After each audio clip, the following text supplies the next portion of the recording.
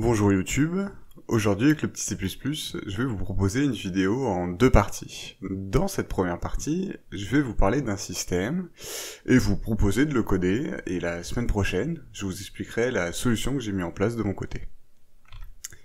Alors, petite mise en contexte, si vous me suivez, vous le savez, mais je suis développeur dans le domaine du jeu vidéo, et je développe un jeu en indépendant. Dans chaque production, arrive un moment où on va vouloir récupérer des statistiques sur nos joueurs, ce qu'on appelle des métriques, afin de lui exposer pour voir dans quel domaine le joueur excelle ou dans quel domaine le joueur doit s'améliorer. Bref, un peu partout dans notre jeu, le joueur peut effectuer des actions, et ces actions seront comptabilisées, ou peut-être qu'une action viendra générer plusieurs informations qui devront être sauvegardées. Dans ce contexte, je vous propose de réfléchir sur la création de ce code. Alors tout au long du projet, nous allons rajouter des statistiques à sauvegarder. Combien de fois le joueur a utilisé cette compétence, ou combien de dégâts le joueur a subi, quelle équipe a marqué le plus de points, bref. Beaucoup de choses qu'on va venir sauvegarder au fur et à mesure. Dans ce cas, le code devra donc être facilement éditable, c'est-à-dire qu'on devra rajouter le moins de code possible à produire pour chaque nouvelle statistique. De plus, pour faciliter l'utilisation du système, nous voulons un accès et une utilisation simple à ce dernier. Nous acceptons que le client à ce système ait connaissance de ce qu'il manipule. Plus simplement, j'entends par là que les types que notre client va manipuler lui soient connus.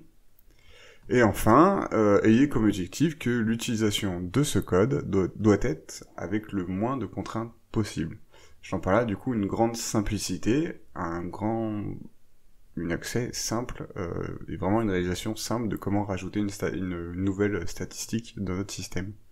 Pensez en fait que si on se met dans ce contexte, pensez que votre outil, votre système va être proposé à un ensemble de programmeurs, que ces programmeurs vont devoir l'utiliser pour traquer leurs propres data et vous les envoyer, et c'est vous qui, en gros, votre système va devoir gérer tout cet ensemble de data.